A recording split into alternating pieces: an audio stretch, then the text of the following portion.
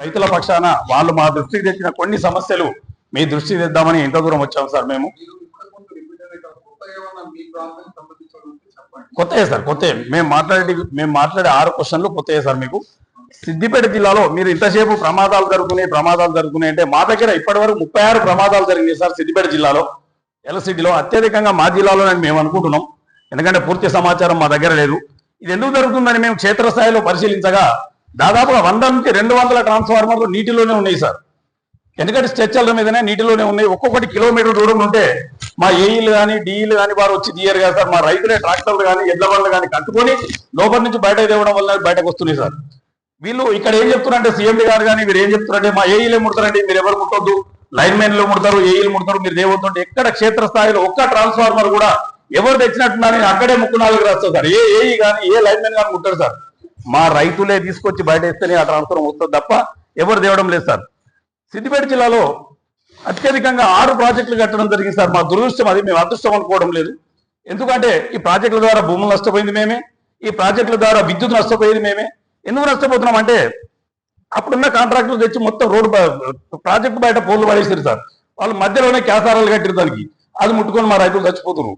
దీన్ని మేము ఎస్సీ గారి దృష్టికి తీసుకెళ్ళాం సార్. సాధ్యమైనంత వరకు సార్ కొన్ని ఏంచిండు, ఇంకా కూడా చాలా పోలు మార్చాల్సి ఉన్నది సార్. ఇంకోటి ఏంటంటే ఈ కాలువలు ఇచ్చారు సార్. మాకు ఈ 6 ప్రాజెక్టుల ద్వారా కాలువలు ఇస్తే ప్రతి రైతు ఎవరిని వద్దని లేదు సార్. ప్రతి రైతు మోటార్ వేసింది సార్ కాలువలు. మోటార్ వేయడం వల్ల ఏమవుతుందంటే ఈ ఉన్న ట్రాన్స్ఫార్మర్లు ఉబ్బినాయి సార్ మొత్తం. ఇప్పుడు ఏ ట్రాన్స్ఫార్మర్ ఎప్పుడు పేలుతుందో కూడా అర్థమవుతలేదు. కారణం ఏంటంటే ఒక్క ట్రాన్స్ఫార్మర్ 30 నుంచి 35 మోటార్లు నడుస్తున్నాయి సార్ 100 kV మీద. కారణం ఏంటంటే మోటార్ వేయకపోతే లైన్ మెన్ బెదిరిస్తారు. మా వాళ్ళు కాదని అంటలేము, ఏని బెదిరించానో మేము వేసుకుంటాం. ఎందుకు వేసుకుంటాం? మా పంటలు ఎండిపోతున్నాయండి, మేము వేసుకోకపోతే నడవది. మేము ముఖ్యంగా మేము మొన్న కూడా అడిగింది సార్. నేను అడిగితే మీరు ఏమంటే ఇది పాలసీలో లేదండి, మేము దానికి ఇవ్వలేమో అన్నారు. మీ ద్వారా ముఖ్యమంత్రి గారు రిక్వెస్ట్ సార్, ఇది మా జిల్లాలో ఎక్కువ ప్రాజెక్టులు ఇచ్చి మేము నష్టపోయినాం కాబట్టి మా జిల్లాకి ఎగ్జామ్షన్ ఇచ్చి మీరు ఈ కాలువలకు డీడీలు కట్టుకుని పక్కనే ఉన్న వాళ్ళకు ఎవరికైతే సర్వే నెంబర్ ఉంటుందో వారికి మీరు డీడీలు కట్టుకునే అవకాశం ఇస్తే మన ట్రాన్స్ఫార్మర్ మీద లోడ్ తగ్గుతుంది, సంస్థకు నష్టం జరగదు, రైతు మరణాలు జరిగాయి. ఇంకొకటి ఏంటంటే మనకి కాలువల మోటార్ నడవడం వల్ల రైతు బాగుపడతారు సార్. ఇంకోటి సార్, మీరు చిన్న కరప్షన్ సార్, మీరు ఆర్ఐ సిగ్నేచర్ అని ఒకటి పెట్టారు సార్. సిద్దిపేట జిల్లాలో నిన్న ఒక 4 రైతులు ఆర్ఐ దగ్గరికి వెళ్తే మనిషికి 500 తీసుకున్నాడు సార్. ఎందుకంటే నేను రాను, మీరు డబ్బులు ఇస్తేనే సంతకం పెడతా అంటాడు. ఏఈ సంతకం పెట్టినాక, లైన్మెన్ సంతకం పెట్టినాక ఆర్ఐ సంతకం ఎందుకు సార్? ఇంకా రైతు దొంగనా సార్? పక్కన దాంట్లో బోరేసి ఫిట్ చేస్తారా సార్? బోర్ సర్టిఫైడ్ చేయాలంటారు ఏఈలు ఎస్సీలు. ఏమంటారు? ఇది నీ భూమి కాదా, వేరే వాళ్ళు దాంట్లో బోరేస్తే వదులుకోరు కదా sir.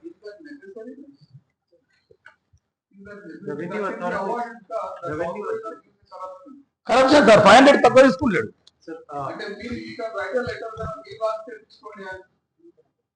will work out sir, but revenue authorities unte land ownership agree adi undali confirmation undali one me letter vastu vallu evara will explore and talk about the possibilities.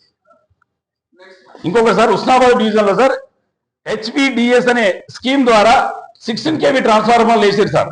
ఒక రైతుకు షార్ట్ సర్క్యూట్ జరిగితే ఆ రైతు ఎక్కడికి వెళ్ళారు sir? On off ఉండొద్దు దానికి. ఎక్కడికి వెళ్ళారు రైతు? 5 ఎకరాల మధ్యలో ఖాళీ బూడిద అయింది సార్ రైతుది. దానికి కాంపన్సేషన్ ఉండదు సార్, మాకు తెలుసు. మరణం జరుగుతూనే కాంపన్సేషన్, కానీ రైతు ఏదైతే పంట కాలిపోతే కాంపన్సేషన్ లేదు. టోటల్ గా ఈ ఉస్నాబాద్ డివిజన్ మొత్తం 16 kVలే ఉన్నాయి సార్. ఎక్కడ ఆన్ ఆఫ్ ఉండదు. రైతు చనిపోతుందంటే కూడా ఈ రైతులు నిలబడి చూడాలంతే తప్ప దాన్ని ముట్టుకోవడానికి పోలేదు, దగ్గర పోరాదు, బంద్ చేయరాదు.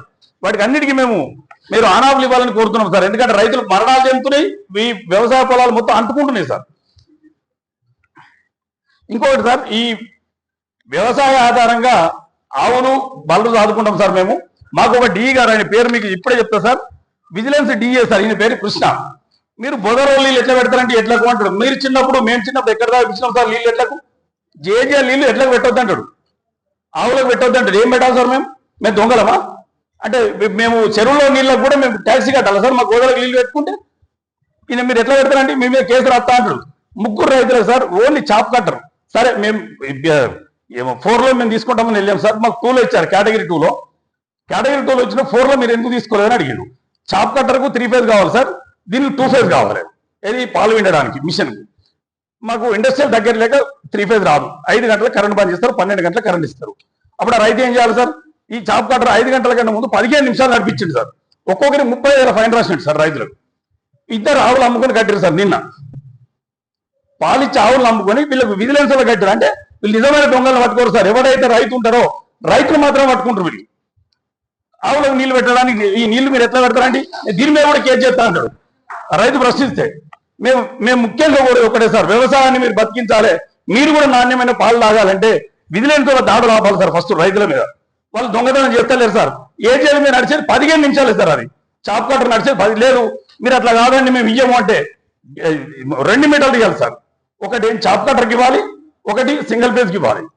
అట్లా ఇవ్వాలనుకుంటే మేము తీసుకోవడానికి రెడీ ఉన్నాం సార్.